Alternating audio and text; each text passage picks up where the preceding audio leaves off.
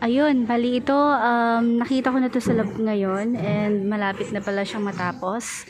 So, medyo madumi pa ng konti kasi may mga inaayos pa. Pero, makikita na natin yung itsura ng bahay. Ngayon, papasukin na po natin ulit to. Itong project natin na ito. Sa pagpasok mo, dalawang parking space yung nandito. And then, ganito kalawak po yung ating living area saka yung dining area natin. Definitely malapit na rin to. Siguro, sir, mga 2 to 3 weeks. 2 to 3 days. Yung kuryente pa po. So, yung pag natapos yung pag nakapaglagay na ng kuryente, Opo. mineral po. So, probably mga 1 month pa, sir, no? Siguro. Hopefully, sige po. So, yun po, kuryente na lang din po yung kulang dito. And hopefully, after a month, makapag, ma-turnover na to sa buyer na gustong bumili ng project na to. So, ito po yung finish na tiles. Okay. And then, ito po yung part natin ng kitchen. So, ganito po yung upper and lower cabinet ng kitchen natin. Tingnan na natin dito. Yan. Ito yung mga kitchen, yung cabinet natin. Tapos ito yung sa ilalim. Okay. And dito yung sa stove mo. Yan, sa part na to. Tapos, dito is meron kang common toilet and bath.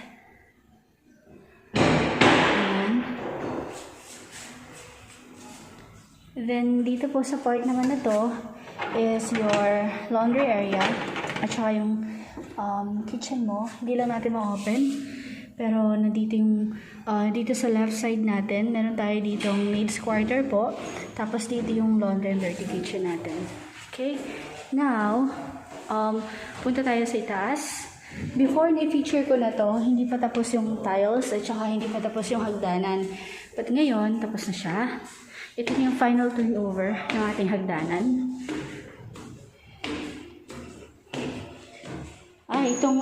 Itong taas, tapos na talaga siya. Lilinisin na lang yung flooring para sa mga alikabok. Now, punta muna tayo sa ating master bedroom. Ito. Wow, laki na master.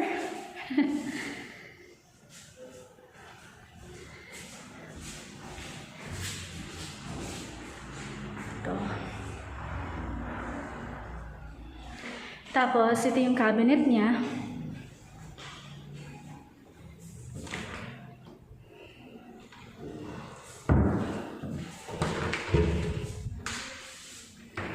Then, dito naman tayo sa ating toilet and bath.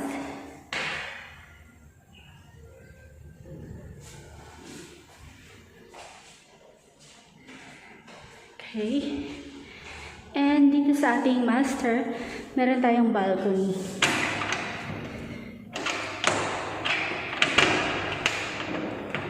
Hindi lang natin ma-open. Mamaya na natin.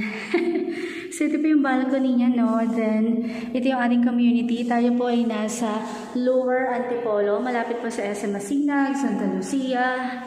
Yan. And kung binahaba tong location na to, yung Ulysses po, bumaha siya. No, pero hindi umabot po sa loob ng bahay. Kasi naka-elevate po yung bahay nito. Now, ito naman po yung toilet and bath. Common. Okay.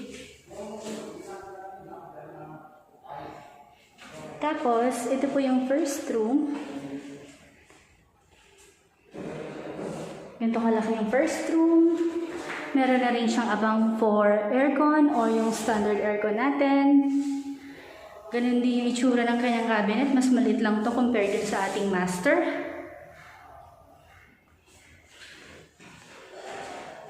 And then, dito tayo sa ating pangatlong room. So, mas malaki po ito kaysa din sa second room. Yan. So, actually maganda yung mga kwarto niya, no? malalaki. Hindi siya yung typical nga rin na nakikita natin na maliliit yung mga second and third room. So ito po is yung cabinet din. Ayan.